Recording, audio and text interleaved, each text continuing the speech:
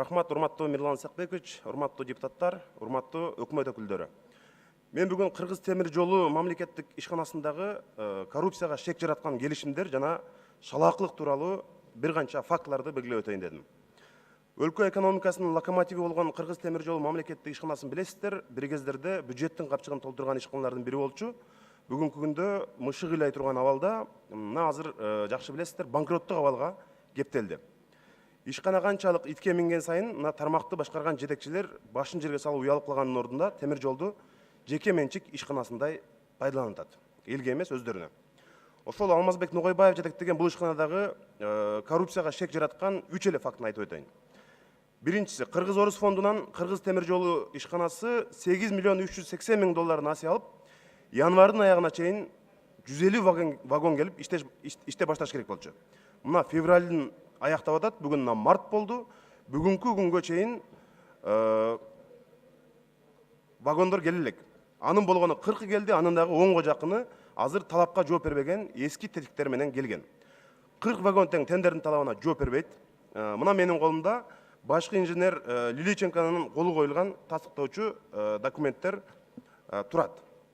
Бул вагондорду ортомчу казак фирмасы аркылуу сатып алуу келишими түзүлгөндө эле чоң күмөн жаралган. Ошол кооптонуубузду тастыктап, ушул күнгө чейин Жалал Абадка вагондорду толук жеткизе элек, качан жетери да белгисиз. Келишимди аткарбаган тарап 0,01% штраф төлөш керек болчу. Бүгүнкү күндө ал сумма миллиондорду чапчып кетти. Темир жолдун жетекчилигинин шалаакылыгынын артында казак фирмасына азыркы күнгө чейин айыппул салына элек. Бул жерде коррупциялык макулдашуулар каш кайып көрүнүп турат. Вагондордун баары убагында келгенде канча жеген жүктөр ташылып, бюджетке далай акча түшмөк. Анткени бул кредиттин акчасы. Эми жоготулган чыгымдарды ким толуктайт? Экинчиден, темир жолдун башчысы Ногойбаев жакында Өзбекстандын бизге болгон миллиондогон карыздарын кечип салды. Тактап айтканда 137 миллион сом. 1 миллион 849 миң Швейцария франкын карызын кечип салды. Эмне бул каражаттар биздин бюджет үчүн ашыкчы болуп калды. Ушул эле Ногойбаев башкарган Кыргыз темир жолу ишканасына тиешелүү жерге Ногойбаевдин өзүнүн кызынын фирмасына катталган мына фирма турат,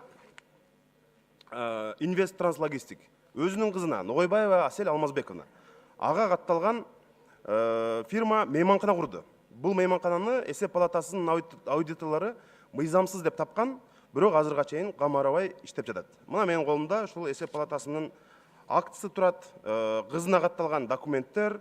Ошол эле маалда мына кызынын фирмасы темир жолду ушул жеке менчик ишканасындай эле пайдаланып, темир жолго тиешелүү бардык иштерди аткарып атат. А темир жол болсо жумушсуз отурат. Эми ал жерге мындай мыкты менеджерлерди, киреште таба турган, коррупцияны жое турган, ишкананы оңдой турган адамдарды алып барыш.